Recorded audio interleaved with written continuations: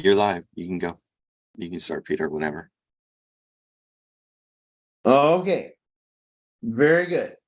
So, my name is Peter Terry. I think everybody here knows that. I think everybody knows also that the presenter today is Violetta Zane, and we're on our 5th session. Is that right? 5th session? Yeah. Yeah, okay. So we're on our 5th session on the extraordinary life of Abdu'l-Bahá. This is Violetta's 3rd chronology, having started with the Bab, then going to Baha'u'lláh, and now Abdu'l-Bahá. And I'm very happy to introduce her for yet another scintillating presentation that we all have come to appreciate so much. So you're off and ready to run? Or shall I continue to babble? Oh, no. I'm ready. You're ready? Welcome. Okay. So Violetta is ready to start. So we're going to start, but I'm sure that she would want me to mention all of our co-sponsors. Well, maybe not all of them, but you know, the 3 major ones, which are institutionally the Bahá'ís of Clearwater, who are making this broadcast possible, the Bahá'í of Firm Foundation Academy, and the Bahá'ís of Desert Rose Baha'i Institute, wonderful institution in Arizona. So without further ado, my friend, we're all looking forward to hearing from you.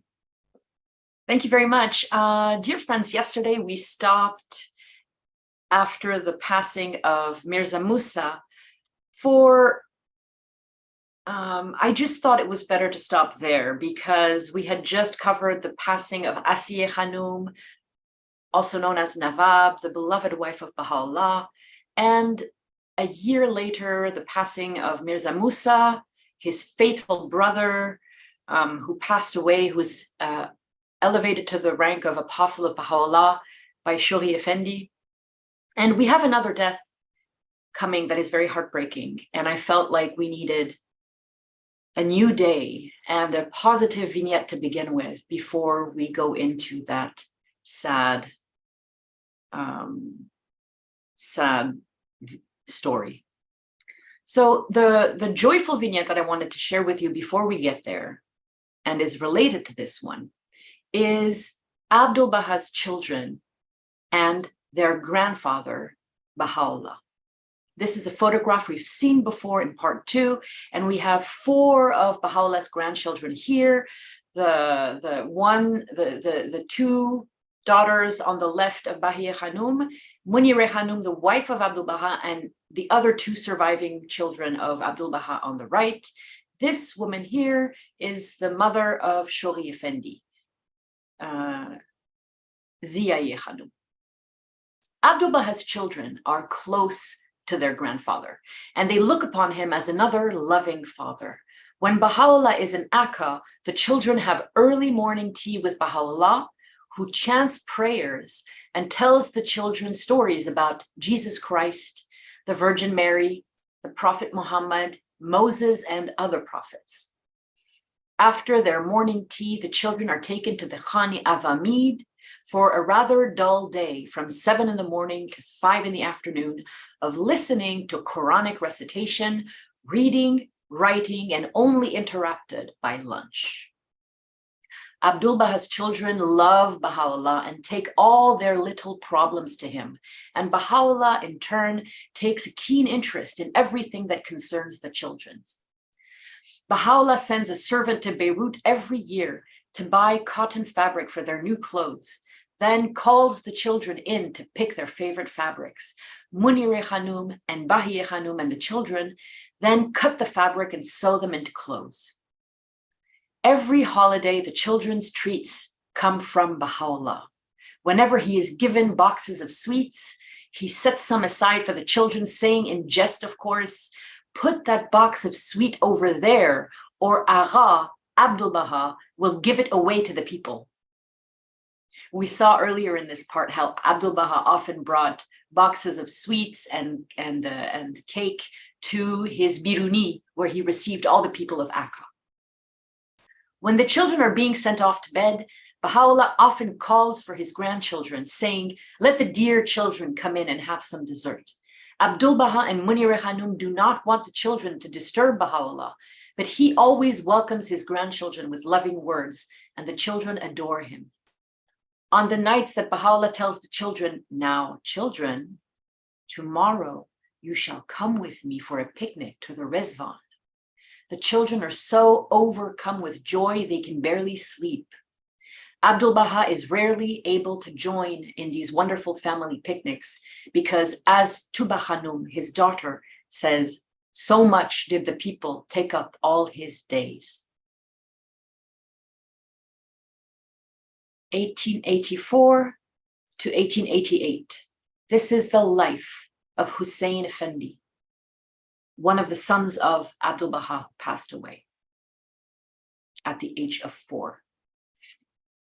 When Abdu'l-Bahá is 40 years old and Baha'u'lláh is living in Bahji, Abdu'l-Bahā's 4th child, Hussein Effendi, is born. By all accounts, Hussein Effendi is a very special child and very much loved by all.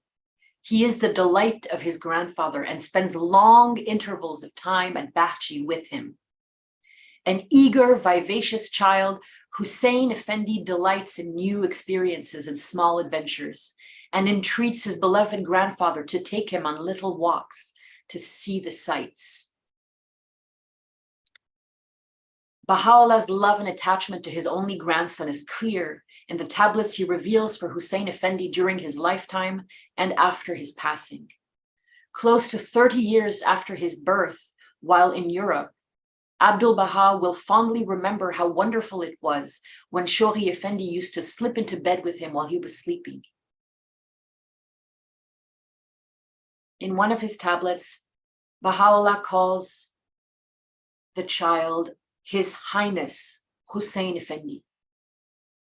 We learn from Baha'u'llah's tablets that Hussein Effendi could not properly pronounce the Persian word for sightseeing, tamasha, instead saying tabasha, a word that doesn't exist in Persian and doesn't passes away.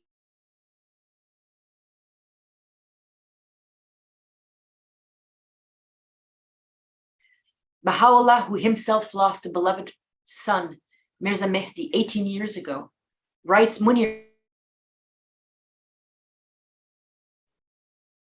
both seeing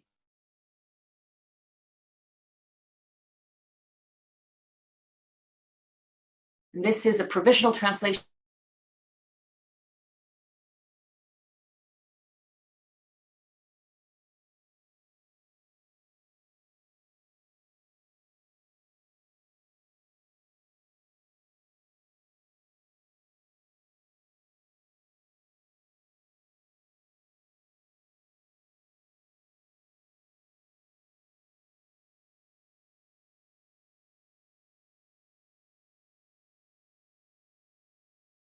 Yeah, we're not hearing a word you're saying, Violeta. Something happened. Yeah, is that Can you hear me now? Yeah, Can you hear me now? We just heard what you said. Yeah, we just heard what you said. We didn't hear what you've been saying for the last couple minutes. Okay, I was disconnected. I lost the connection. Did you hear when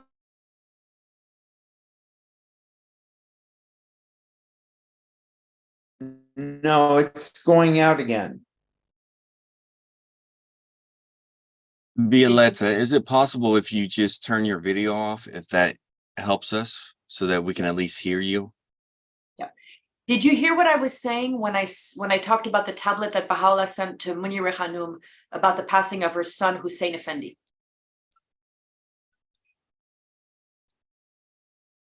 Yes or no? No. Okay. No, Okay. no, Violeta, we didn't hear that. Okay, so in one of his tablets, Baha'u'lláh calls the child His Highness Hussein Effendi. We learned that Hussein Effendi could not properly pronounce the Persian word for sight, tabasha, a word that doesn't exist in Persian and doesn't mean anything.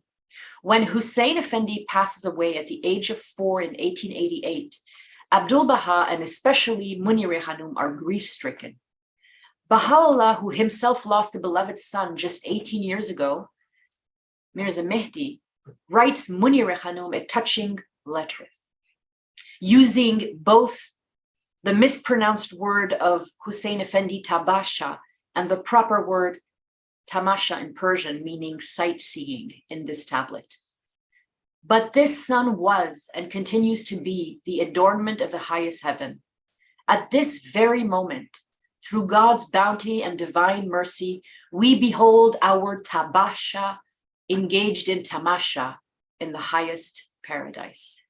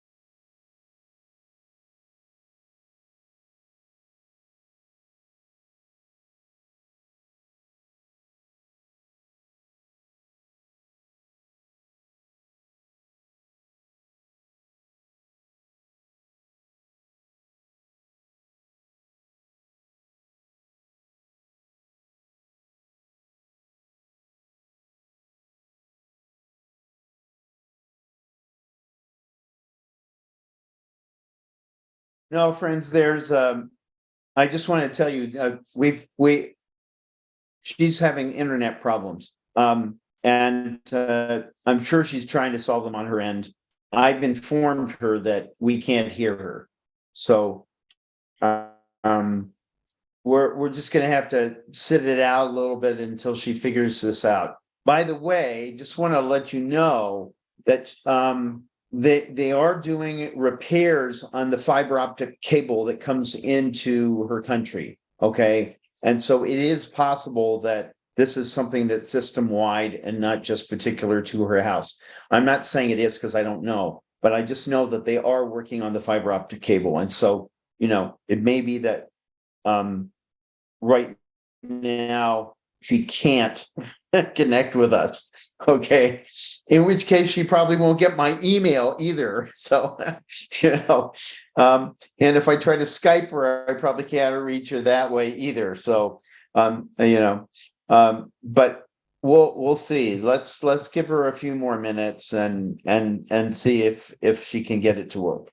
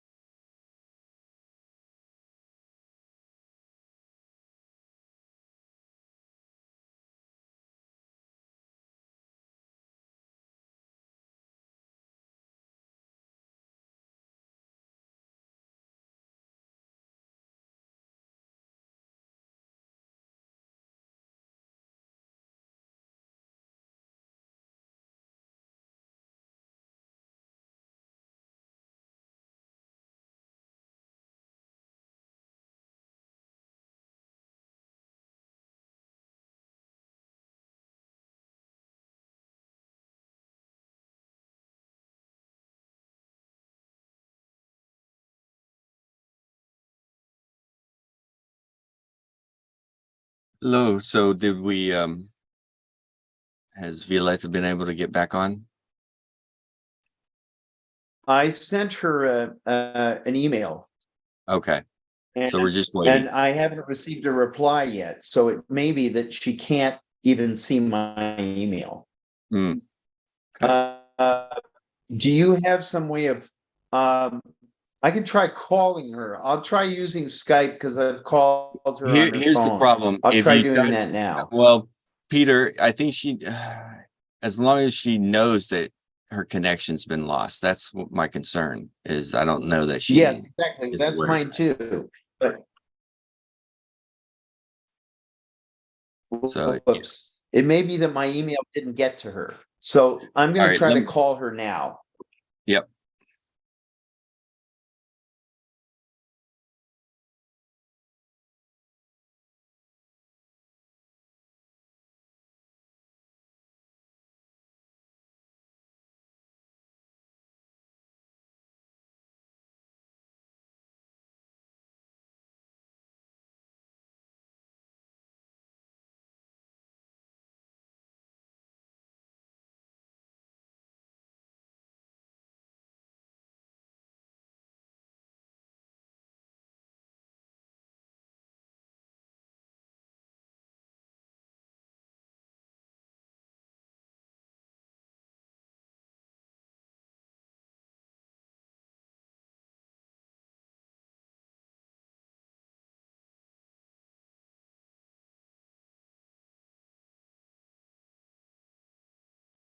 So, Peter, I think we're going to have to reschedule because unfortunately she says the network's down.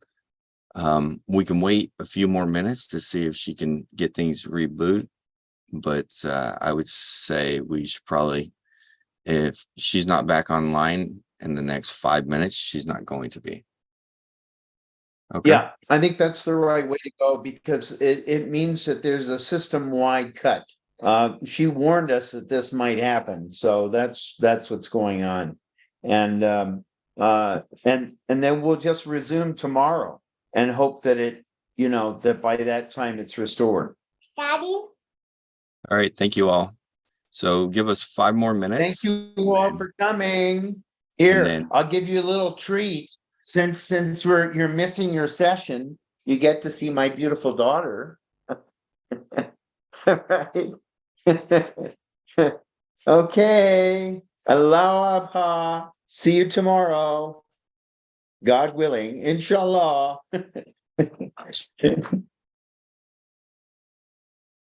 Bye-bye.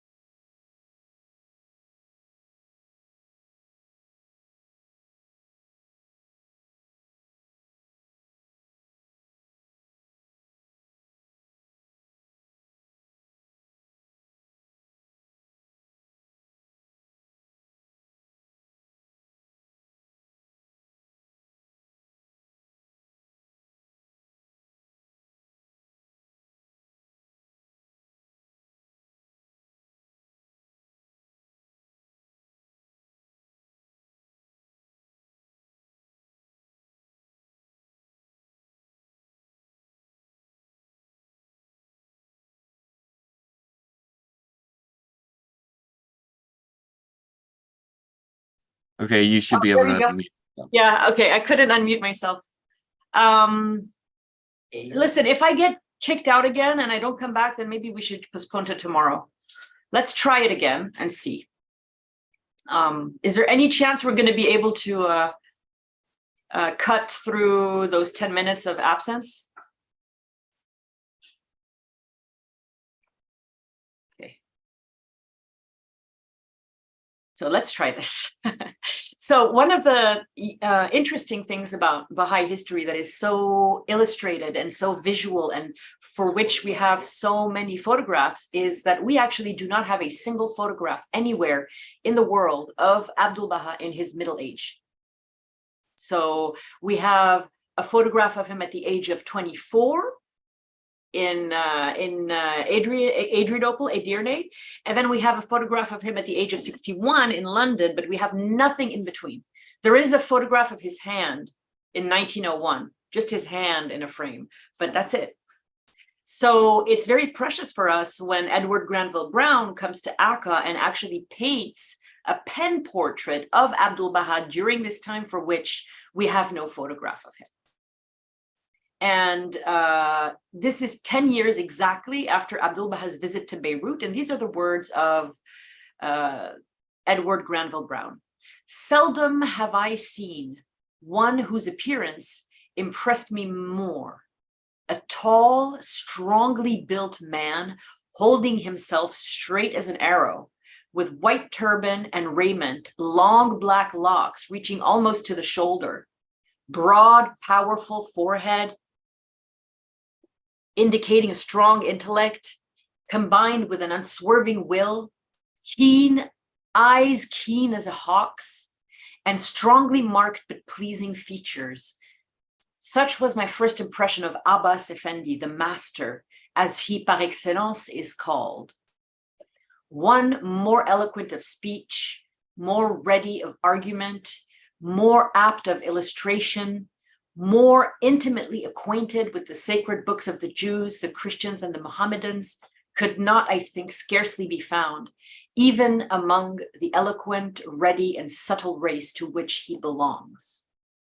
These qualities, combined with a bearing at once majestic and genial, made me cease to wonder at the influence and esteem which he enjoyed even beyond the circle of his father's followers. About the greatness of this man and his power, no one who had seen him could but entertain a doubt." Between 1886 and 1891, a respectful governor. This is a detailed of the restored frieze in the house of Abud, between the ceiling and the wall, around the room, which is celebrating the Holy Family's continued occupancy of the house following the downfall of Muhammad Yusuf Pasha, who wanted to take the house from them and persecuted them nonstop until he was kicked out for embezzlement.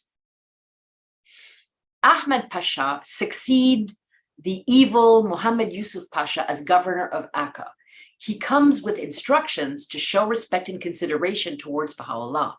He governs Akka well during his tenure and often spends time in the company of Abdu'l-Bahá. While he is governor, the Vali, regional governor of Beirut, comes by boat to Haifa, and Abdu'l-Bahá accompanies the officials to welcome him there. The Vali makes a point of asking Abdu'l-Bahá to offer Baha'u'lláh his respects and begs for his blessings. He also presents a melon, a rare and expensive gift at the time in Palestine, as a gift to Baha'u'lláh through an official. And now some vignettes that take place in the Rizwan Garden between all these years, between 1877 and 1892. They're not all dated. This is a bench at the Rizwan Garden in the early 1900s. The Garden of Namain is a small island in the middle of a river to the east of Akka. Very small river. Baha'u'lláh names the garden Rizwan after the Rizwan Garden of Baghdad, and Baha'u'lláh also calls it our verdant isle and the New Jerusalem. Abdu'l-Bahá rents the Rizwan garden in 1875 and carefully prepares it for Baha'u'llah's arrival. The Garden of Rizwan becomes one of Baha'u'llah's favorite retreats and resting places. There is a large, beautiful, shady mulberry tree with benches wrapped around it, under which Baha'u'llah loves to sit. Abdu'l-Bahá, through hard work and devotion, has succeeded in making a heavenly garden bloom out of the desert. There are fruit trees of all kinds, a luxuriance of countless flowers and sweet-smelling herbs. Rizwan is a true delight to the senses. Glorious blazes of color, the scent of roses, rosemary, bergamot, mint, thyme, lemon, and musk. Pomegranate trees boast large, brilliant scarlet blossoms. Most of the flowering plants are brought from Iran by pilgrims who complete an arduous journey on foot, brave many dangers, fatigue and bad weather, yet shield that cherished plant for Baha'u'llah's garden at all costs, often saving the only water they have to keep it alive. Some of Baha'u'llah's former gardeners in Mazindaran even send over a variety of rose that is a favorite of Baha'u'llah's. The rose is white with a golden center, brownish stalks, shiny leaves, and a particularly wonderful scent. Tuba Khanum, one of Abdu'l-Bahā's daughters, remembers many bushes of this wonderful varietal during Baha'u'llah's time, and their golden-like blossoms and burnished leaves added a peaceful note to the garden. The Garden of Rizwan is also a place of revelation. This is the room of Baha'u'llah in the garden in the early 1900s. The Garden of Rizwan is not just a place of rest and relaxation for Baha'u'llah, but it is also a place of revelation, as seen here in the tablet of Tarazat, effulgences, in the 4th Taraz, where the Rizwan garden is mentioned. One day of days, we repaired unto our green island. Upon our arrival, we beheld its stream flowing, its trees luxuriant, and the sunlight playing in their midst. In 1881, the Rizwan garden is officially purchased in Baha'u'llah's name. And this is an aerial view of the Rizwan garden. And an undated story, the joy of Abdu'l-Bahá at seeing his father resting under the mulberry trees. Tuba Khanum remembers her father Abdu'l-Bahā's joy at seeing his own father, Baha'u'llah, happy. Abdu'l-Bahā's heart is gladdened to see Baha'u'llah's enjoyment of Rizwan, resting under the vast mulberry tree on the bank of the little river with the splashing sounds of the fountain nearby. This vignette from Abdu'l-Bahā's daughter is incredibly precious because Abdu'l-Bahá was not often present with Baha'u'llah at Rizwan.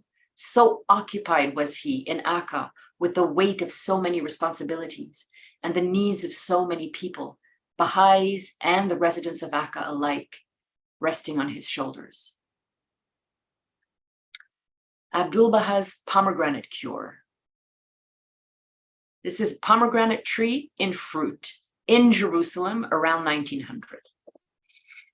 This wonderful story is beautifully told by Dr. Yunus Khan Afrukte, who spent 9 years in Akka with Abdu'l-Bahá from 1900 to 1909. One of the remedial means which was at Abdu'l-Bahā's disposal and which he offered to many a sick person was a delicious sauce made from pomegranates. The fruit had been grown in the garden of Rizwan at Akka. To whomsoever Abdu'l-Bahá gave this sauce, whether a believer or a non-Baha'i, he would say that the pomegranates had grown on trees in the Rizwan gardens, trees that had been blessed by Baha'u'llah's eyes. But what were the circumstances that produced healing? Was it an inherent nature of the patient to be cured? Was it the cure that was the result of taking the sauce? Or was it purely through the will of Abdu'l-Bahá? Remember, he is a doctor, so he's wondering, what is the cure? Which of these three is the cure? I do not know the answer, but one thing I know, that it proved time and time again that this delicious fruit sauce was the remedy for many an illness. This was one of the topics often discussed among the believers in the pilgrim house. Imagine them all wondering, what is making Abdu'l-Bahá cure all these people with this pomegranate sauce? Here are some vignettes of Junayneh, the garden that is to the northwest of Masre in 1891. The garden at Junayneh.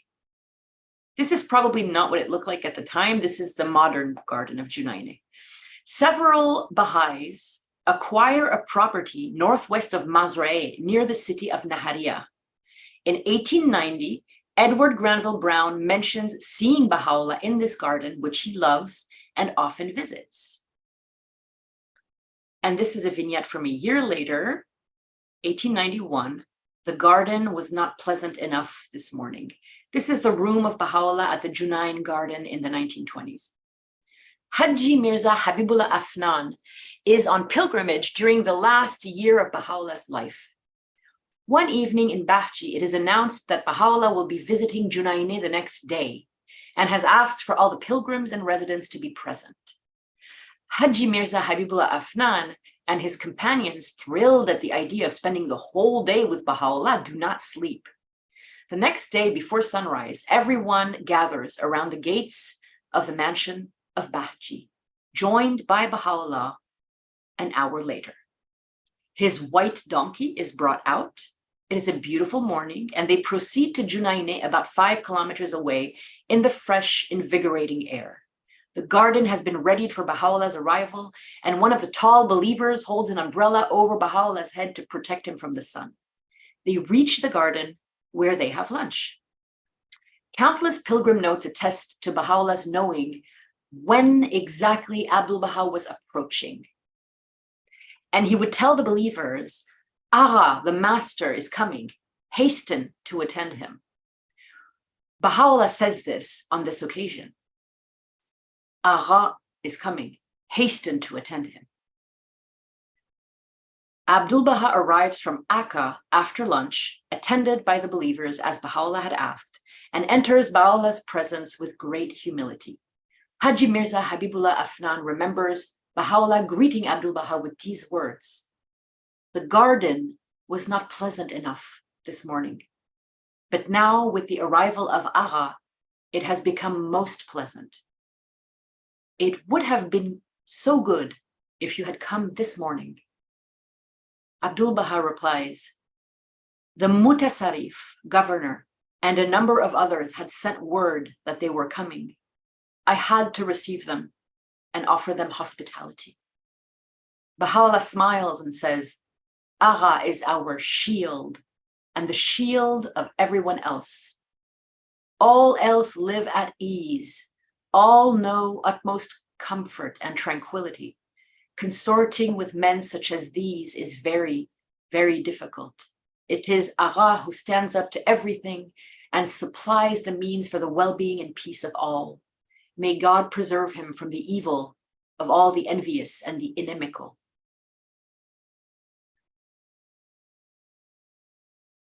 And now the well-known visit of Baha'u'lláh to Haifa in June of 1891. Between the 27th and 30th of June 1891 in Haifa, Baha'u'lláh indicates to Abdu'l-Bahá the spot for the shrine of the Bab. This is the spot where Baha'u'lláh indicates to Abdu'l-Bahá where the shrine of the Bab is to be built in the early 1900s. So this is 9 years after Baha'u'lláh actually stood in the middle of these cypress trees, which was much shorter 10 years before. They were young cypress trees at the time of Baha'u'lláh. Baha'u'lláh, now 73 years old, arrives for his 4th and last visit to Haifa on the 27th of June, 1891. Baha'u'lláh remains 3 months in Haifa, at times pitching his tent on Mount Carmel and even receiving pilgrims. One day at the end of June 1891, Abdu'l-Bahá, now 47, and his father climb Mount Carmel to a point of the mountain where they find a grove of about 15 cypress trees that have been planted in a circle by a German Templar about 5 years prior. This spot on Mount Carmel with its fresh air and beautiful view is one of Baha'u'llah's favorite places. It reminds him of Murg Mahali, the abode of the birds, a mountain retreat outside of Tehran in Shimran, where Baha'u'llah often spent his youth. He had come to this spot on previous visits to Haifa and often praises its beauty and its cleanliness. On this warm day, Baha'u'llah and Abdu'l-Bahá sit on chairs at the center of the grove of the young saplings. Baha'u'llah issues instructions to Abdu'l-Bahá to bring the remains of the Bab from their place of concealment in Tehran to the Holy Land. Baha'u'llah then stands and points to a rocky expanse further down Mount Carmel and directs Abdu'l-Bahá to purchase it and to build a shrine in that spot to lay the sacred remains of the Bab to rest. The full story of the Shrine of the Bab is told in the next part.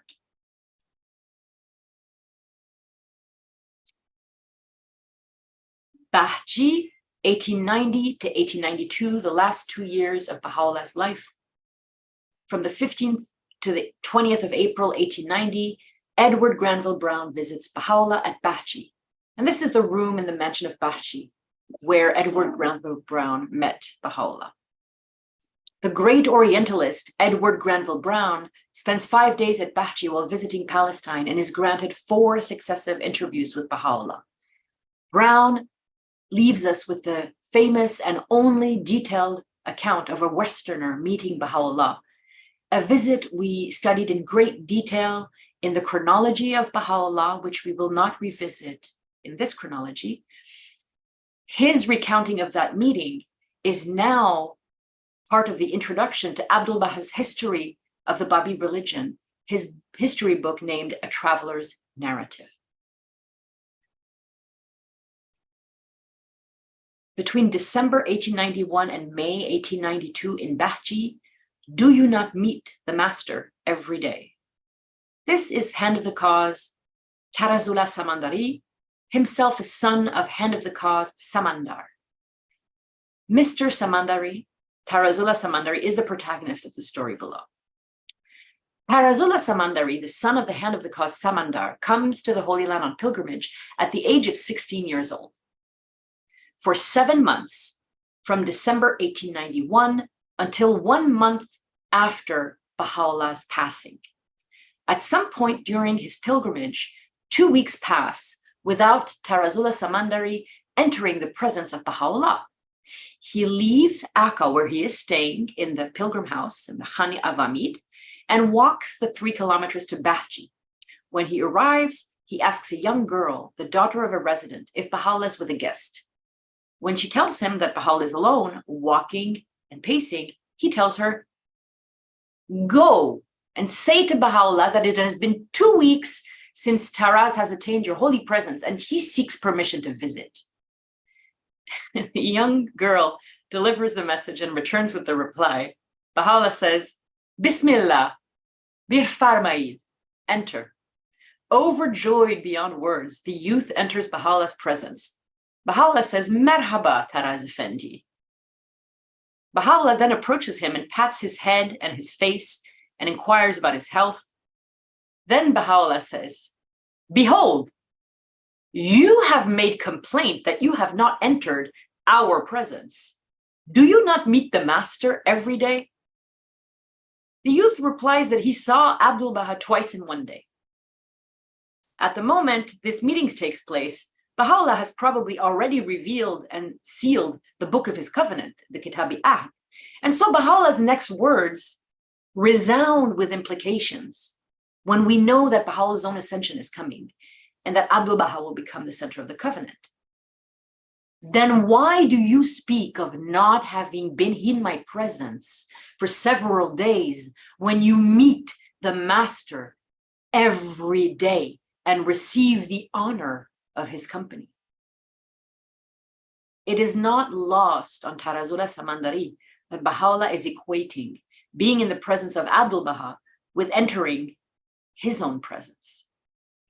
Baha'u'llah then bids the young man farewell, but not before reassuring him that Bahji is his home and he is welcome anytime, and giving him some sweets.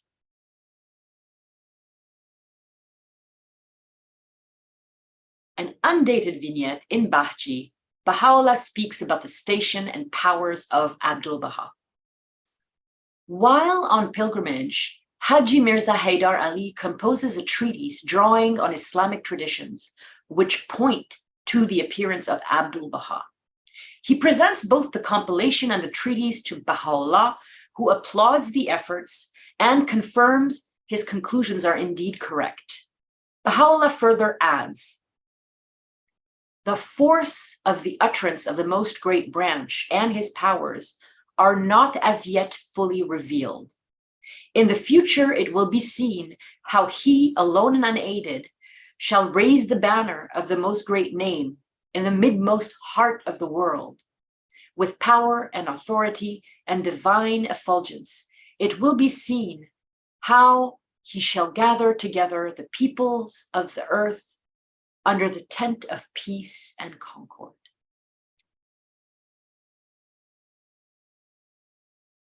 A rare episode, perhaps, of Baha'u'lláh raising his voice. Between the 7th of August and the end of April 1892, there is only one Agha. All of the others have names. Haji Mirza Habibullah Afnan's pilgrimage lasts 9 months, from the end of July 1891 to the end of April 1892. He is 14 years old at this time, and he and his entire family, his mother, sister, and 2 brothers, have been summoned to the Holy Land by Baha'u'lláh in early 1890. The entire party, along with the servant and the mother of Shoghi Effendi, travel from Shiraz. The mother of Shoghi Effendi's father travel from Shiraz. During this time, he remembers Baha'u'lláh often warning the believers to remain steadfast and loyal to the covenant. This incident below is very telling. In the way Baha'u'lláh is teaching the believers utmost respect towards Abdu'l-Bahá, who is soon to be the center of the covenant. Many of the men present on this day will later break the covenant, which is perhaps an indication of the intensity of the lesson that Baha'u'lláh teaches them on this day, which sounds out as a warning. One day, Mirza Ziaullah comes to ask Baha'u'lláh, Agha supplicates for permission that we may all go with the friends to the garden of Junayneh. Baha'u'llah's response is, who said so? Agha Ghusni Akbar, the greater branch, Muhammad Ali, Abdu'l-Bahā's covenant-breaking half-brother, future covenant-breaking. Baha'u'lláh firmly responds, there is only one Agha. All the other have names. That one Agha is he round whom all names revolve, the Ghusni Azam, the most great branch. And the mistake that Mirza Ziaullah had done was referred to Muhammad Ali as Agha instead of Agha Ghusni Akbar. Agha alone was referred to Abdu'l-Bahá and reserved to him. Bahji, Baha'u'lláh speaks to the healing presence of Abdu'l-Bahá. During Haji Mirza Haydar Ali's pilgrimage, he one day encounters Baha'u'lláh deeply sad because of the behavior of the believers living in his household. And Baha'u'lláh sorrowfully tells Haji Mirza Haydar Ali, were it possible, we would recommend that the pilgrims who enter the city of Akka go directly to the presence of the most great branch, Abdu'l-Bahá. Listen to him, then meet some of the steadfast believers and immediately leave afterwards Akka and return to their homes. This would be most conducive to their spiritual development. The reason is this: in the master's presence, the friends are not subjected to tainted human thoughts and deeds. All they experience is heavenly sanctity. If the people would open their eyes, they would see clearly the difference between the heavenly perfections of the master and the human frailties and faults of others. Then even if they witness odious deeds committed in my household, they will only utter words of praise about the greatness and patience of the true one, who is the glorious, the mighty, the compassionate. Sometime in 1892, Abdu'l-Bahá rents the house now known as the Pilgrim House in Bahji from its Christian owner, Iskandar Hawa, the husband of Udi Hamar's daughter, Hani. And some last vignettes in Akka in 1891, 1892, the last year of Baha'u'llah's life. One of these is very sweet. It's the reference of Abdu'l-Bahá while visiting Baha'u'llah. This is the approach to Bahji in the 1930s.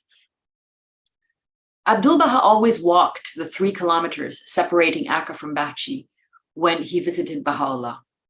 Baha'u'llah would suggest to Abdu'l-Bahá to ride a horse, and Abdu'l-Bahá would reply, "How can I come to my Lord riding?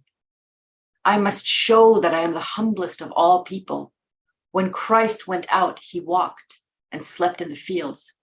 Who am I that visiting my Lord, I should go as greater than Christ?" The walk to Bahji is long, and the summer heat in the Holy Land is oppressive. When Abdu'l-Bahá is overcome with either heat or fatigue, Bahiyya Khanum remembers it was the master's habit to lie down on the ground, rest his head on a stone, and sleep. There are countless pilgrim notes that tell stories of Abdu'l-Bahá walking in the rain and prostrating his blessed forehead on the wet earth as he approaches Bahji. Or if one day he did ride a mule, dismounting from the mule as soon as he could even perceive the mansion of Bahji in the distance and walking the rest of the way. Perhaps the most touching story of all in this devotion between son and father, center of the covenant and manifestation of God, is Abdu'l-Bahá at the age of 68, pacing up and down the deck of his steamer from New York City to Liverpool, sometime in December of 1912. When at last Abdu'l-Bahá stops pacing, he tells his friends around him, "I have walked 4,600 feet, the length of the road between Akka and the shrine of Baha'u'llah. I want to practice walking. Perchance I might be able to go on foot again to the shrine. In latter times in the Holy Land, I was too weak to go on foot and was deprived of this bounty."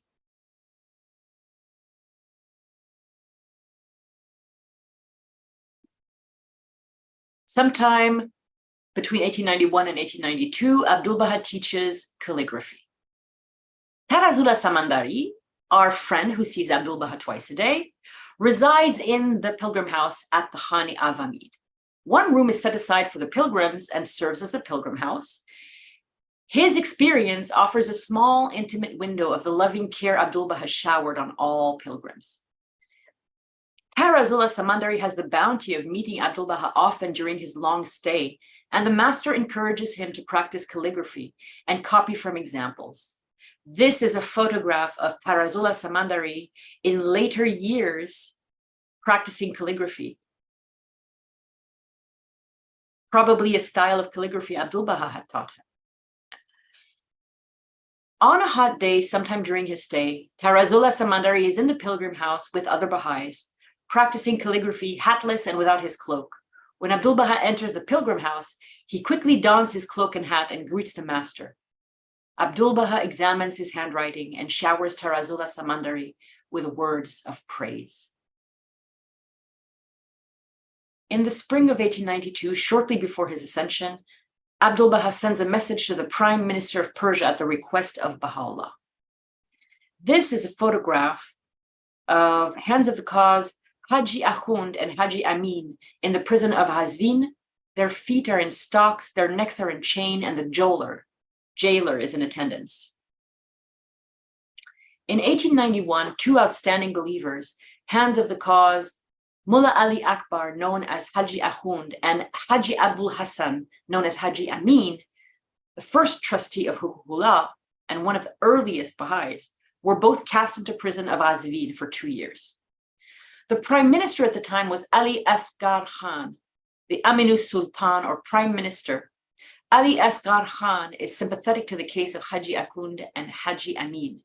He knows the men are unjustly imprisoned and makes kind remarks about them. This pleases Baha'u'llah, and he asks Abdu'l-Bahá in the spring of 1892 to send a message to the just prime minister.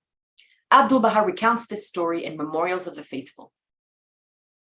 Not long before his passing, Baha'u'lláh had said, should someone go to Persia and manage to convey it, this message must be delivered to Aminus Sultan.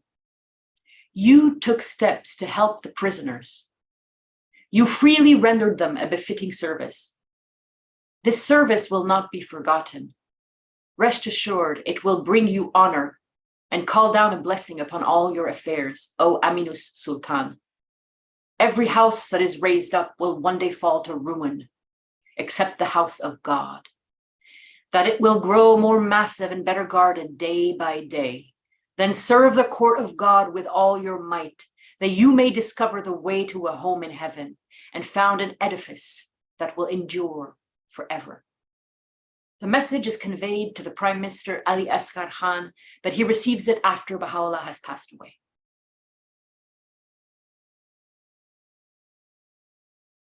And now, prior to the ascension of Baha'u'lláh. The first story in this series is 1891, sometime during that year, Baha'u'lláh reveals the Kitabi Act. Here are 3 of Abdu'l-Bahā's titles in the Kitabi Act, the Book of the Covenant of Baha'u'lláh. In Persian, he is referred to as the Most Mighty Branch. In Arabic, him whom God hath purposed, and who hath branched from this ancient root. Approximately 1 year before he passes away, Baha'u'lláh reveals a document unparalleled in the annals of religious history, written entirely in Baha'u'llah's own handwriting, which means Mirza Agha Jan, who will be one of the major covenant breakers, is not involved at all in the writing of this book. In Baha'u'llah's own handwriting, the Kitabi Act, or Book of the Covenant. And this is Baha'u'llah's will and testament. Never before has a manifestation of God so explicitly and clearly designated a successor and provided for the steady growth, protection, and safety of his faith. The Kitabi Act is not made public at this time, but kept for safekeeping in a box.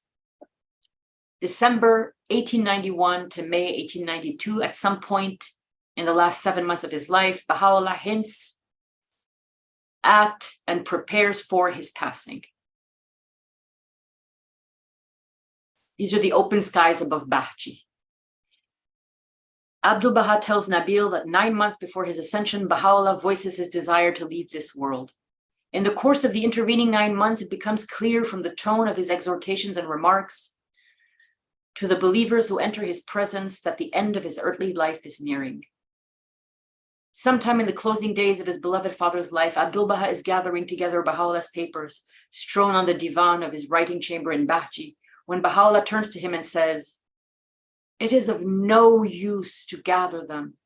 I must leave them and flee away." Baha'u'lláh seems during these 9 months to arrange his affairs with a sense of urgency, but never speaks openly about the approaching end of his life.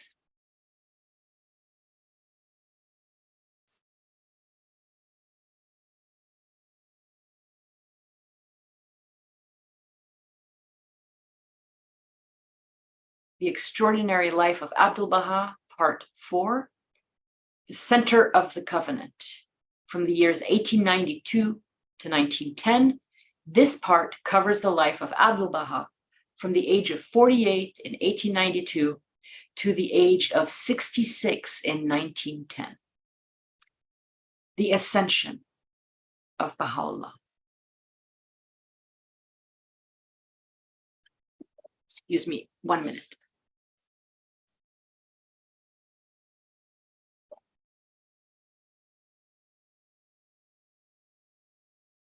Sunday, 8th of May, 1892, Baha'u'lláh contracts a fever.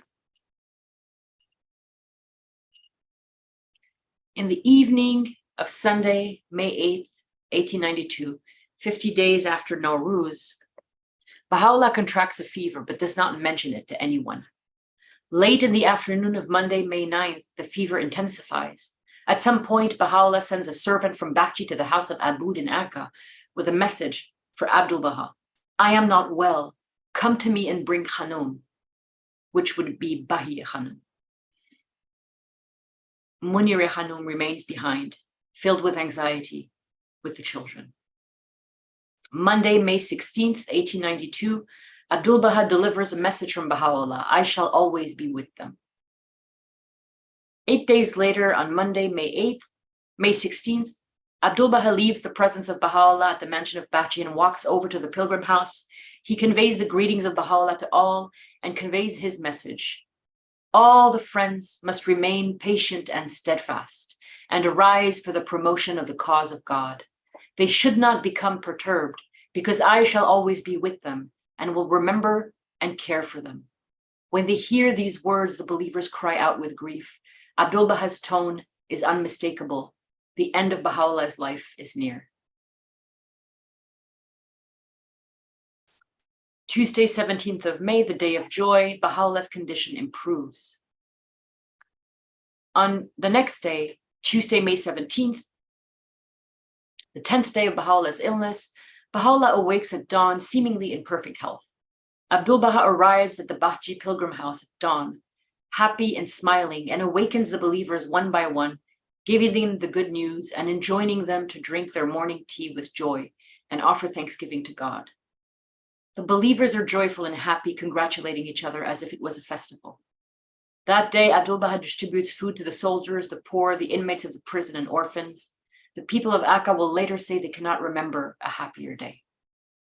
They wholeheartedly give their thanks to Baha'u'lláh for his generosity and gifts. Abdu'l-Bahá also visits every Baha'i household in Akka and conveys to each believer, man and woman alike, the loving greetings of Baha'u'lláh. Sunday, the 22nd of May, Baha'u'llah's last audience with the believers. On the 15th day of Baha'u'llah's illness, Sunday, May 22nd, 1892, all the believers present at the mansion of Bachi, pilgrim and resident Baha'is, are summoned to the presence of Baha'u'lláh. This is to be their last audience with him. The entire body of believers, weeping and grief-stricken, enter Baha'u'llah's presence as he lays in bed, leaning against one of his sons. Baha'u'lláh then gently and affectionately addresses them. I am well pleased with you all. You have rendered many services and have been very assiduous in your labors. You have come here every morning and every evening. May God assist you to remain united. May he aid you to exalt the cause of the Lord of Being.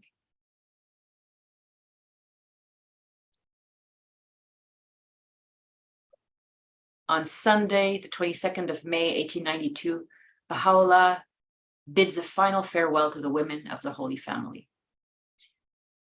Baha'u'lláh asks for the women and the children of the Holy Family who gather at his bedside.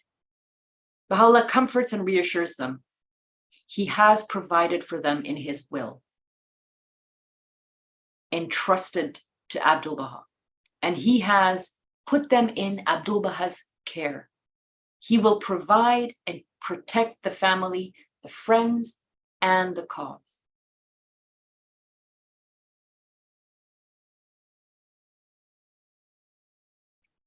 Seven days later, on Sunday, the 29th of May, at 3 o'clock in the morning, the Ascension of Baha'u'lláh, the day which shall not be followed by night.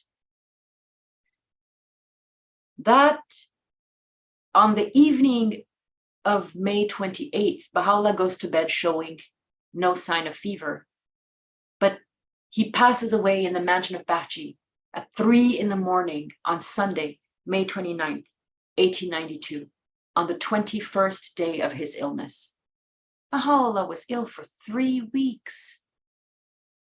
Immediately after his ascension, a horseman is dispatched to Akka, galloping to carry the news to the Mufti.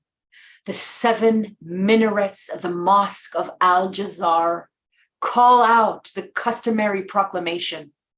In the event of the death of a greatly honored, highly learned and holy man, in honor of Baha'u'lláh. And the proclamation is, God is great. He giveth life. He taketh it again. He dieth not, but liveth forevermore.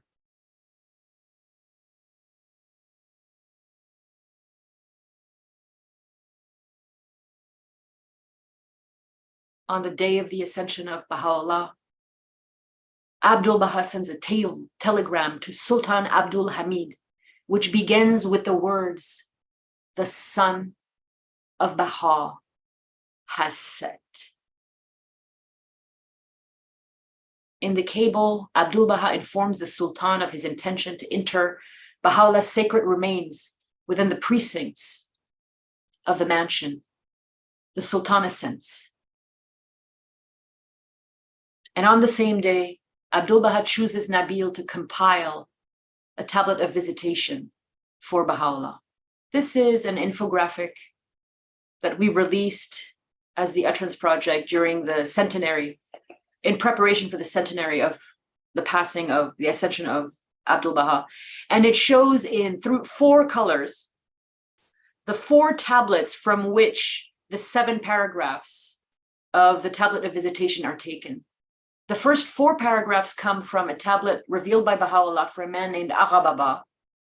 The 5th and 6th paragraph come from an as yet unnamed and untranslated tablet of Baha'u'lláh, but there are the references you can still find this tablet in the original Arabic. And then the first part of the paragraph 7 was for an unknown person, but the second half of the paragraph was for a woman named Nargis Khatun.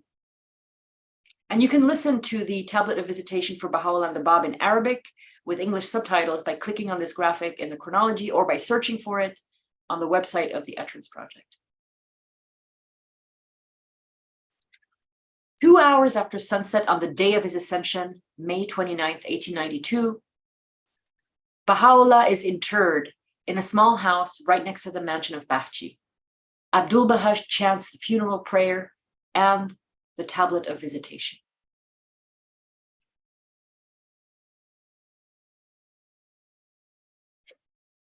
From May 29th to June 7th, 1892, a week of mourning for the people of Akka. This is a beautiful picture of people under the pines at Bahji for a story about people of Akka under the pines at Bahji, mourning Baha'u'lláh. The news of Baha'u'llah's passing, proclaimed from the minarets of every mosque, spreads through the entire region. People from the surrounding villages in the countryside converge to Bahji to pay their respects and join in the mourning of Baha'u'lláh. Following Arab custom, many sheikhs bring lambs, rice, sugars, and salt as gifts to be distributed among the poor, who, in return for this bounty, pray for the soul of the departed.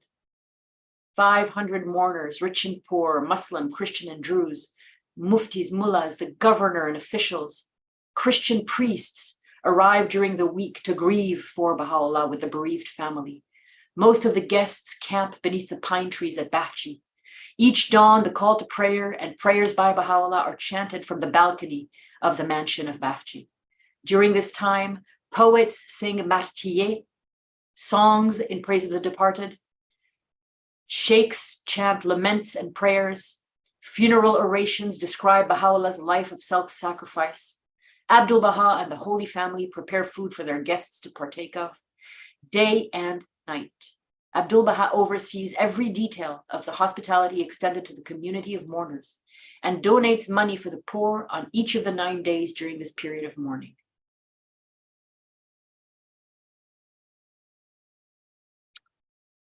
Two days after the ascension of Baha'u'lláh, Abdu'l-Bahá begins to receive glowing tributes from notables and learned men, Shias, Sunni, Christians, Druze, and Jews, ulamas and government officials.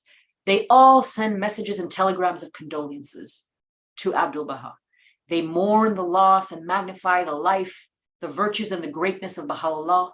Abdu'l-Bahá also received tributes in verse and prose from poets. All of these forms of eulogies in Arabic and Turkish from as far away as Damascus, Aleppo, and Cairo, in which the master is often praised, are submitted without exception to Abdu'l-Bahá, who now represents the cause of Baha'u'lláh. We have arrived further than in any of the other chronologies This is all new territory beginning now. This is the end of Baha'u'llah's ministry and the close of the second epoch of the heroic age.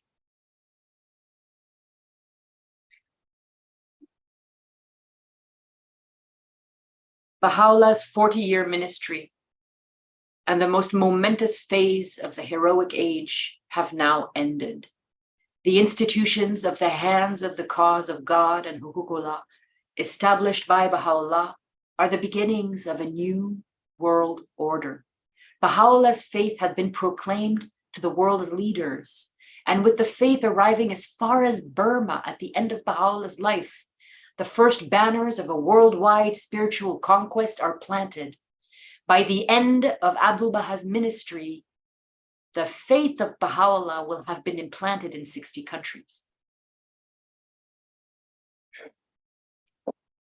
And now, the end of the ministry of Baha'u'llah, the end of the second epoch of the heroic age of the Baha'i faith, and the start of the ministry of Abdu'l-Bahá, the beginning of the third epoch of the heroic age of the faith.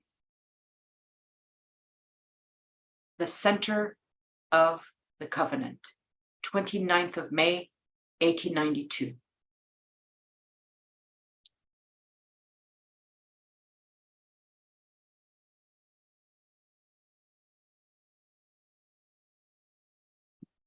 Between the 8th and the 29th of May, 1892, Baha'u'llah orders Abdu'l-Bahá to gather his papers.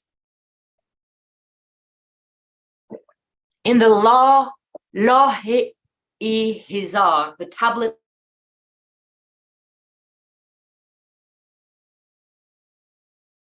he lays in his bed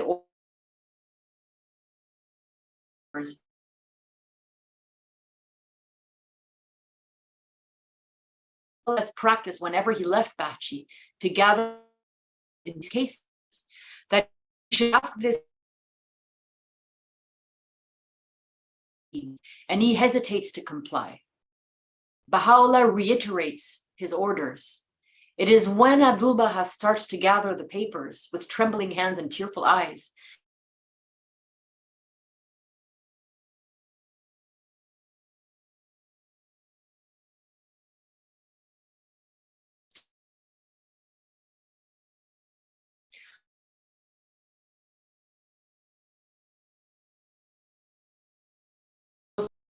these two now belong to you.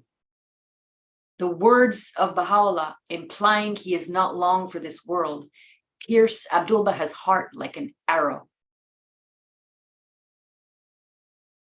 At dawn, the 29th of May, 1892, the betrayal of Mirza Muhammad Ali.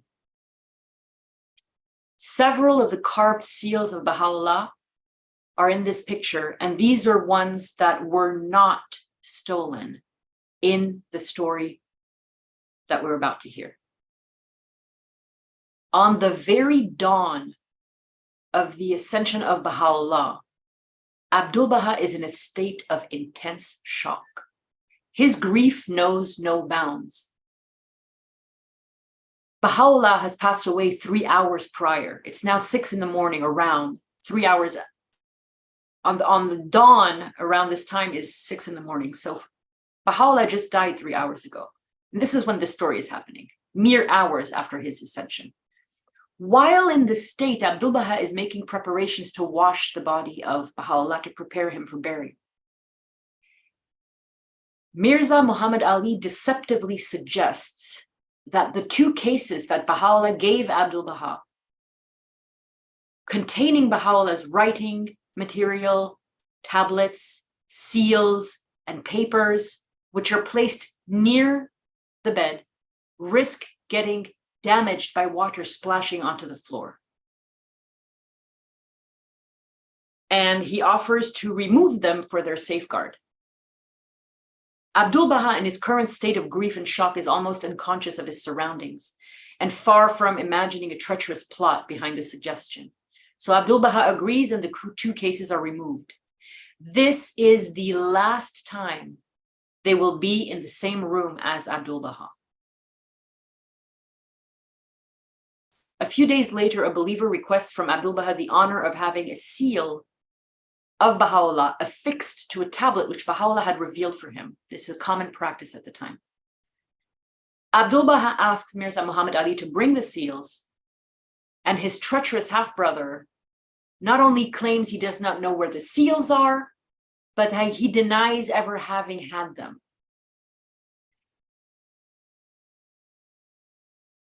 Mirza Muhammad Ali had not been after the seals, the papers, or the tablets. He had been after the will and testament of Baha'u'lláh.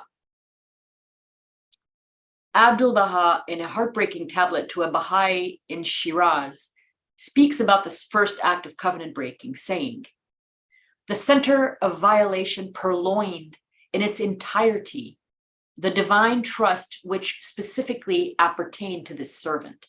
This was the only thing that Baha'u'lláh specifically gave Abdu'l-Bahá of his own, where these two cases were a direct gift to Abdu'l-Bahá. He took everything and returned nothing. To this day, the usurper unjustly remains in possession. Although each single item is more precious for Abdu'l-Bahá than the dominion of earth and heaven, till now I have kept silent and have not breathed a word, lest it bring us into disrepute amongst strangers. This was a severe blow to me. I suffered, I sorrowed, I wept, but I spoke not.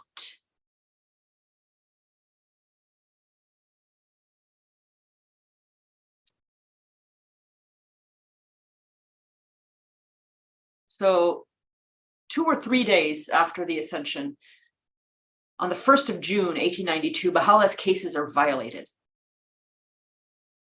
Abdu'l-Bahá, inconsolable and heartbroken after the Ascension and interment of Baha'u'lláh, does not sleep or rest for 3 consecutive days or nights. He weeps for hours in a permanent state of unbearable grief.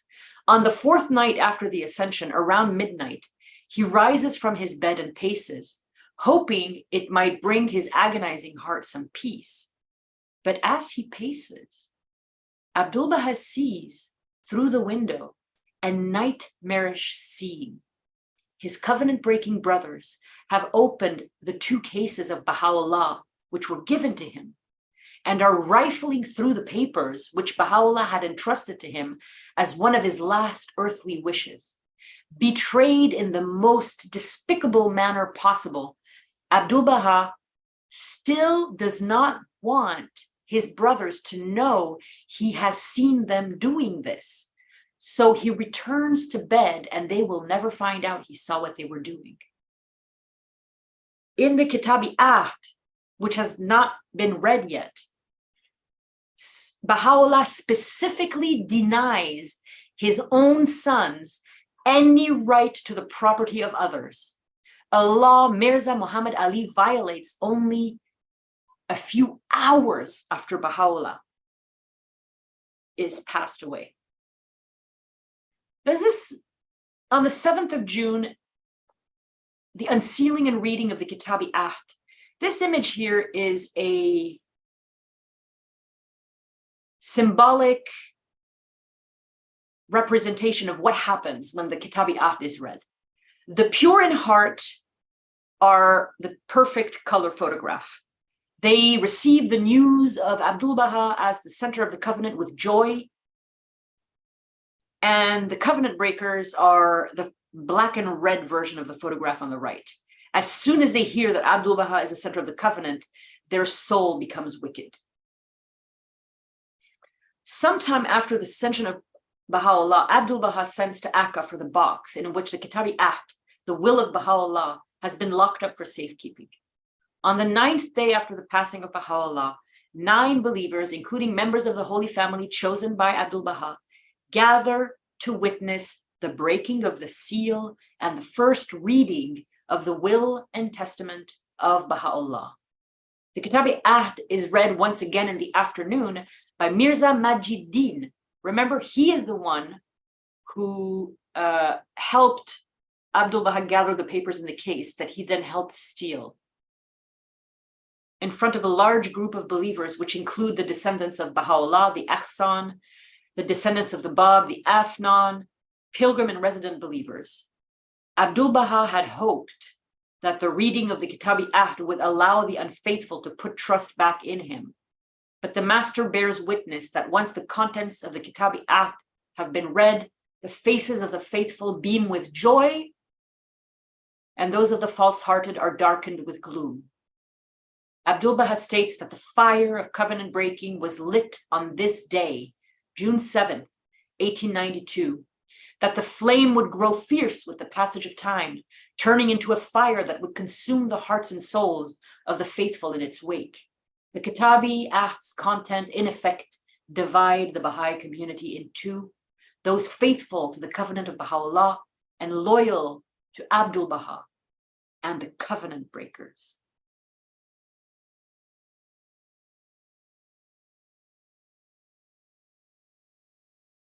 Starting on the day of the Ascension of Baha'u'lláh, the 29th of May, 1892, until his ascension on the 28th of November, 1921, the center of the covenant of Baha'u'lláh, Abdu'l-Bahá.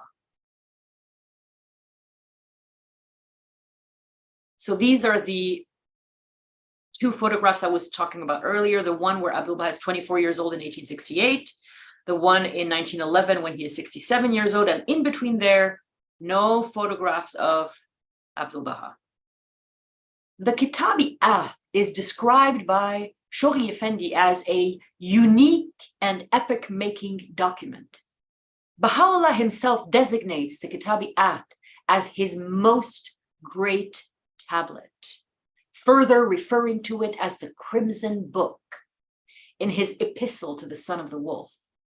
Shoghi Effendi further states that no equivalent or parallel to the Kitab-i-Ahd can be found in any of the previous religious dispensations, and includes the Bab's own dispensation in this. There is no single document in the history of religion that so clearly establishes a covenant that is so inviolable and has such authority as that which Baha'u'lláh institutes in the Kitab-i-Ahd. In the 9th paragraph of the Book of the Covenant, Baha'u'lláh clearly and unequivocally designates Abdu'l-Bahá, known to all as the most mighty branch, as his successor. This is the paragraph which you can listen to on the website of the Utterance Project and on YouTube. And this is that paragraph. The will of the divine testator is this: it is incumbent upon the Ahsan, the Afnan, and my kindred to turn one and all their faces towards the most great branch, the most mighty branch. Consider that which we have revealed in our most holy book. When the ocean of my presence hath ebbed and the book of my revelation is ended, turn your face towards him whom God hath purposed, who hath branched from this ancient root.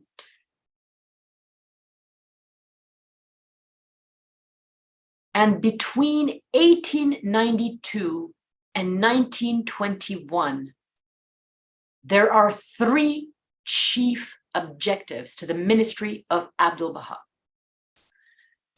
I'm going to give you a little bit of background on this because it may not be known to everyone. On April 21st, 1933, Shoghi Effendi writes a letter to the Bahá'ís of the United States called America and the Most Great Peace.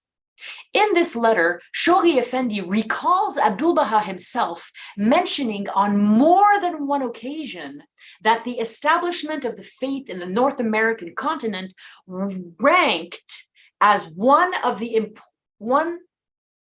important three chief objectives to his ministry. In response to a believer, we love this believer. I don't know if we know who he is, but he or she is. But we love this believer, wrote to Shoghi Effendi and said, well, what are the other two objectives?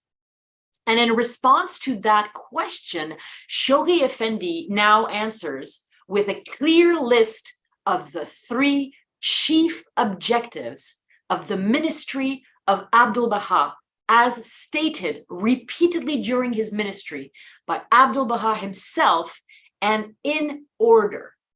The first objective is the establishment of the Baha'i faith in America. The second is the building of the Baha'i house of worship in Ashgabat, Turkmenistan. The third is the building of the shrine of the Bab. I'm going to go a tiny bit off script here, and I want to tell you that as soon as Abdu'l-Bahá becomes the center of the covenant, he has a period of grieving where he's going to go into the caves on Mount Carmel, he's going to go to Tiberias. But as soon as he regains spiritual comfort from that time alone in the wilderness, he begins working on these 3 objectives, all 3. And within a short number of years, he will have either accomplished all 3 or be well on his way to accomplishing all 3. He is so effective and so focused on these objectives. You're going to be so impressed. So remember for this part, for today and tomorrow, remember everything that has linked to the 3 chief objectives: the establishment of the faith in North America, the first house of worship in Ashgabat, the shrine of the Bab in Haifa. Just remember that. Now, let's get into some very unpleasant things. The breaking of the covenant. Mirza Muhammad Ali and Mirza Majiddin. I would like to first, before I begin this, I would like to apologize to everybody. You're going to have to spend 10 minutes in some very unsavory waters, because I want to do a really good job at describing these people for you, because they are Abdu'l-Bahā's enemies, and they will make his life an absolute hell for the next 10 years. Some days, the only 2 people at Abdu'l-Bahā's side are his wife, Munireh Khanum, and his sister, Bahiya Khanum. That is how alone he's going to be. But I'm going to brush a nice portrait of these people. So the main agitators in the crisis of covenant breaking after the ascension of Baha'u'lláh, that is going to roil for at least 4 solid years after the ascension of Baha'u'lláh, and then it's going to continue on as attacks. The 2 main agitators, the evil twins, as my father likes to call them, because my father came up with something really marvelous about how the enemies of Baha'u'lláh and the enemies of Abdu'l-Bahá often come in 2s. The main agitators are Mirza Muhammad Ali, his half-brother, and Mirza Majiddin, the son of Mirza Musa, the faithful brother of Baha'u'lláh. So nephew, like half-brother and nephew, Mirza Muhammad Ali, Mirza Majiddin. I'm going to repeat their names often so that you become more familiar with them, because I know that for some of you, Persian names are not very easy. So one last time, the evil twins really in this covenant breaking around the person of Abdu'l-Bahá after the ascension of Baha'u'lláh are Mirza Muhammad Ali, the half-brother of Abdu'l-Bahá, and Mirza Majiddin, the nephew of Baha'u'lláh, of Abdu'l-Bahá. These are the most treacherous from all the members of the Holy Family. And the most treacherous of either of them is Mirza Muhammad Ali. But Mirza Majiddin is the more formidable enemy, because he is the backbone and he is the principal instigator. He's the one who comes up with the ideas, and then he eggs Mirza Muhammad Ali to put them into action. Mirza Majiddin, if you remember, was the one who read Baha'u'llah's will and testament for the 2nd time on May 29th, on June 7th, in the Holy Tomb, in the presence of believers. So let's drill in a little bit to Mirza Muhammad Ali and his soul-devouring jealousy. Abdu'l-Bahá sometimes refers to Mirza Muhammad Ali as the center of hate. At the very deepest heart of this crisis is the raging, uncontrollable, soul-devouring jealousy that Mirza Muhammad Ali has felt his entire life towards Abdu'l-Bahá. This is a jealousy that is shared by the top 5 of the covenant breakers, including Majid Din. Baha'u'lláh, Abdu'l-Bahá, unfortunately, who he is not in control of who he is. He is the master. He is the perfect exemplar. So he is unattainable for us. And he is unattainable for these covenant breakers. And so that in itself makes their jealousy even worse. And the fact that he is favored by Baha'u'lláh, he is preeminent in rank, superior in spiritual power, superior in intellectual abilities. He has an oceanic, unsurpassable knowledge that is brought to him when he needs to access it. You can't compete with that. He has, on top of that, a saintly character and every virtue that exists. He is the perfect exemplar. He is kind, he is patient, he is loving towards the covenant breakers. He doesn't even want to hurt their feelings by letting them know that he has seen them rifling through his cases. And all of that kindness, because at the center of the covenant breakers is hate and jealousy, all of that kindness is fuel for their rage. They hate him. The more he is kind to them, the more they hate him. And all of these attributes of Abdu'l-Bahá, which should be the cause of joy to normal people. You remember Baha'u'lláh used to wish he could send the pilgrims straight to Abdu'l-Bahá and then straight back home, because in his presence you become sanctified and you have holy thoughts. You don't have any bad thoughts in his presence. Well, those same qualities that make you be holy, be beautiful and wonderful and sweet and behave well in his presence, to the covenant breakers, they turn to ash. In a sane person, it causes devotion. In an insane, covenant-breaking, black heart, it causes ash, it causes bile, and it causes the same kind of blind envy that had caused Mirza Yahya to break the covenant of the Bab, the archbreaker of the covenant of the Bab. This jealousy has been festering and smoldering in the recesses of Muhammad Ali's heart for many, many years. And the flame had slowly been fed by numerous marks of respect, favor, and distinction and admiration accorded to Abdu'l-Bahá, not only by Baha'u'lláh, but by other pilgrims, the resident believers, notables and citizens of Akka, and places beyond like Nazareth and Beirut, to which Abdu'l-Bahá travels after being invited by his admirers. His name is published in a newspaper in Beirut.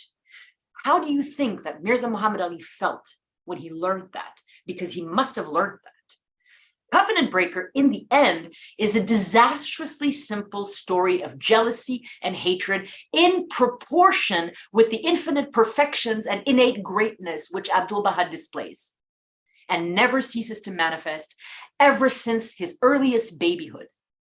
At the beginning of his ministry, Abdu'l-Bahá is forsaken, betrayed, assaulted by nearly his entire family. He is completely alone.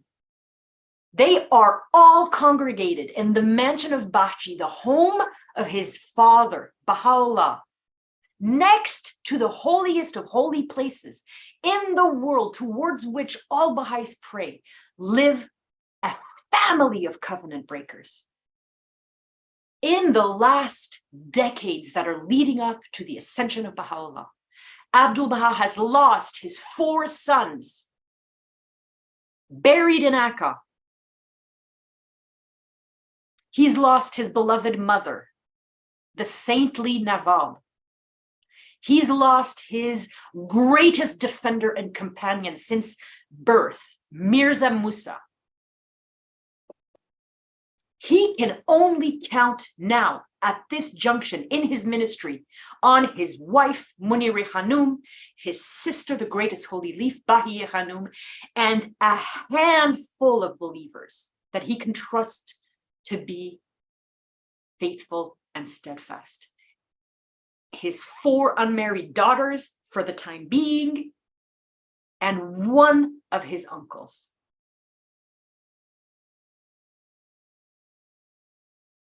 The devastating consequences of covenant breaking.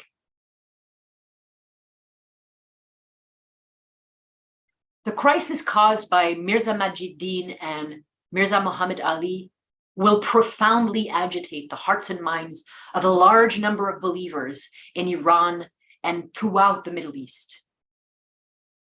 They will cast a dark shadow on the covenant so clearly established by Baha'u'lláh in his Kitabi Act, the book of his covenant, and they will cause an irreparable rift in the ranks of the Holy Family, something that can never be healed. They will also ominously seal the fate of many, many people directly related to Baha'u'lláh in the wake of this disaster and the spiritual illness of covenant breaking. Although covenant breaking will never, ever manage to succeed in causing any permanent damage to the faith, to the covenant, to the institutions, and to Abdu'l-Bahá. The covenant breakers, for a time, do gravely damage the prestige of the faith, especially for onlookers. Little known is a plan to assassinate Abdu'l-Bahá. Actually, several attempts. But this is one of the most disgraceful and horrific episodes of covenant breaking in this period, is a plan, a definite plan by the covenant breakers to assassinate Abdu'l-Bahá in the dark years around 1901 and 1902, that was concocted by Mirza Muhammad Ali on the absurd pretense that Abdu'l-Bahá was claiming to become a new manifestation of God. At one point during this period of great danger, Abdu'l-Bahá is in so much peril that he makes plans for the election of the Universal House of Justice. These years we're going to be looking at are so dramatic and so perilous, so filled with spiritual and physical danger, that in a tablet to Haji Mirza Muhammad Taqi, the cousin of the Bab, Abdu'l-Bahá gives him instructions, should anything happen to him, meaning should he be assassinated, to make arrangements if and when becomes necessary for the election of the Universal House of Justice. He directs him, Haji Mirza Muhammad Taqi, the cousin of the Bab, to gather the Afnan, male living relatives of the Bab, and the hands of the cause of God, appointed by Baha'u'lláh, in one place, and elect the Universal House of Justice in accordance with the provisions that Baha'u'lláh has stipulated in his will and testament. But perhaps nothing can be more shocking than what I'm about to explain to you. And this is something that you must read for yourselves. Please email me if I forget to include it. But there is a passage by Adib Taherzadeh in this incredible book, The Covenant of Baha'u'lláh, on page 233. Abdu'l-Bahá, in one of his talks, provides an extraordinary perspective on covenant breaking and the attacks on him during the entirety of his ministry. Abdu'l-Bahá says that God always assisted the covenant breakers in their plots during his ministry. God always assisted the covenant breakers in their plots during his ministry. Why? God enabled the covenant breakers to make every possible breach in the stronghold of the cause of God in order that Abdu'l-Bahá might stop each and every breach himself, filled the breach, strengthened them after having filled them in, so that no one ever again in the history of humanity would ever be able to repeat those exact attacks on the covenant again. God assisted the covenant breakers.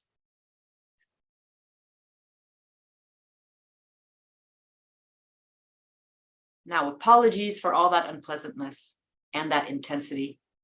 We're now going to look at the years between, the rest of this whole part takes place between 1892 and 1909, during which you're going to see that Abdu'l-Bahá is so focused on the three objectives of his ministry. About this section, I'm going to tell you a little bit about this section. The rest of this talk is all going to take place in Akka pretty much. And it's going to end 1 month before Abdu'l-Bahá departs for the West and moves to Haifa finally. So what we're looking at in essence, I mean, you don't need to see all of this, but what we're looking at in essence is the last years of imprisonment of Abdu'l-Bahá in Akka, because he is freed. Remember this date. Abdu'l-Bahá arrives in 1868 through the Sea Gate. He is basically a prisoner, although in the later years, before the covenant breaking, for a while there, he was a prisoner in Akka with great prestige because he was invited to Beirut, he was invited to Nazareth, he left the gate of Akka to visit his father in the Rizwan. So, but he was still a prisoner technically until 1908. 1908 is when he's free. Exactly 40 years. So let's start with a really lovely story. Once upon a time in 1892, Shoghi Effendi's father asks Abdu'l-Bahá for his daughter's hand in marriage. And these are the parents of Shoghi Effendi. Zia Khanum, descendant of Baha'u'lláh, Mirza Hadi Afnan, descendant of the Bab. Together, their child Shoghi Effendi will be descendant of two manifestations of God. Will have the genes of, because the Bab, of course, never had a child, but the family of the Bab, the genealogy of the Bab. So he will have the genes of two manifestations of God. The priceless pearl from the twin surging seas. He's a priceless pearl because he's the only one who has come from the union of the families of the Bab and Baha'u'lláh. And the twin surging seas are Baha'u'lláh and the Bab. And they made the special pearl that is Shoghi Effendi. I love this story. It's very short. Mirza Hadi Afnan, a descendant, male relative of the Bab, and the future father of Shoghi Effendi, ends his pilgrimage with his family. He and his mother write letters to Abdu'l-Bahá between 1892 and 1896, seeking Abdu'l-Bahá's eldest daughter, Zia Khanum, pictured here on the left, her hand in marriage. So we are going to be talking a little bit about Haifa in this part, a lot about Haifa in this part, although Abdu'l-Bahá will not often go to Haifa. We're going to be speaking about it a lot.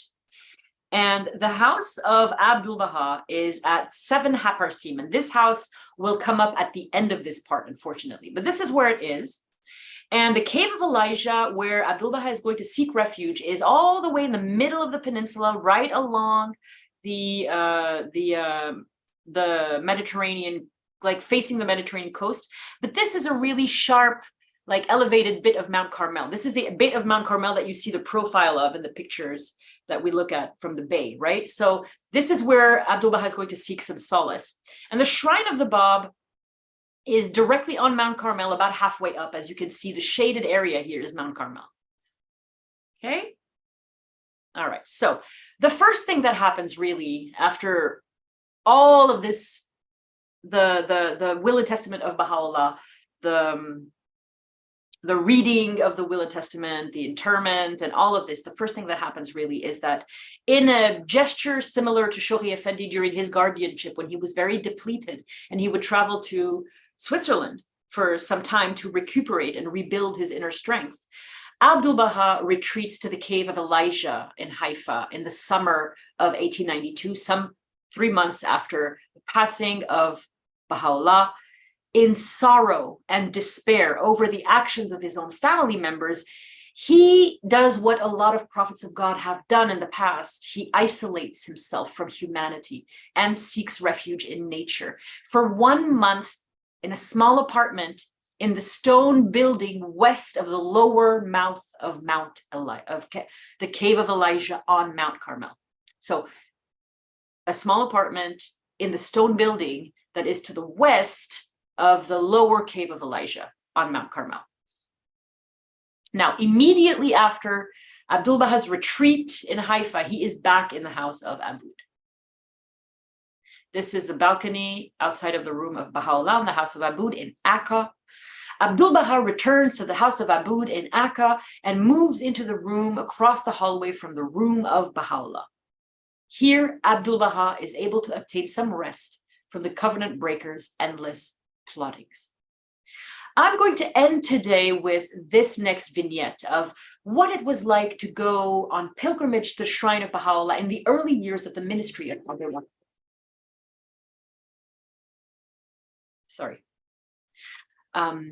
Starting in 1893, Abdu'l-Bahá instructs that visiting the shrine of Baha'u'lláh is not only a duty, but a sign of devotion and faith. Accordingly, on Fridays and Sundays, pilgrims and residents depart from Akka in a state of humility and lowliness and chant prayers as they approach the shrine. They pause at a spot near the shrine to rest and refresh themselves before continuing their approach to the shrine of Baha'u'lláh and performing the visitation rites. Before Abdu'l-Bahá is re-incarcerated in Akka in 1901, he was the one who would accompany the friends on these visits to the shrine, and he was the one who chanted the tablet of visitation. These regular ritualized visits to the shrine of Baha'u'lláh take place on 2 occasions, as a weekly occurrence on Fridays and Sundays, but also on holy days. Starting in about 1894, 1895, Abdu'l-Bahá adds certain ceremonial details which make the overall experience a profound spiritual event. The pilgrimage to the shrine of Baha'u'lláh in Bahji gains so much renown that the friends, foes, government officials, military officers, civil servants, judges, and even muftis, observing the grandness of the scene of pilgrimage to the shrine of Baha'u'lláh, and overcome by the spiritual intensity and humble devotion of the participating Baha'is, they all express a desire to participate in this solemn act of pilgrimage. Now, I'm going to end on this very high note, and I want to promise you that tomorrow when we start again, it is also going to be a very high note because we're going to be talking about the victory of the faith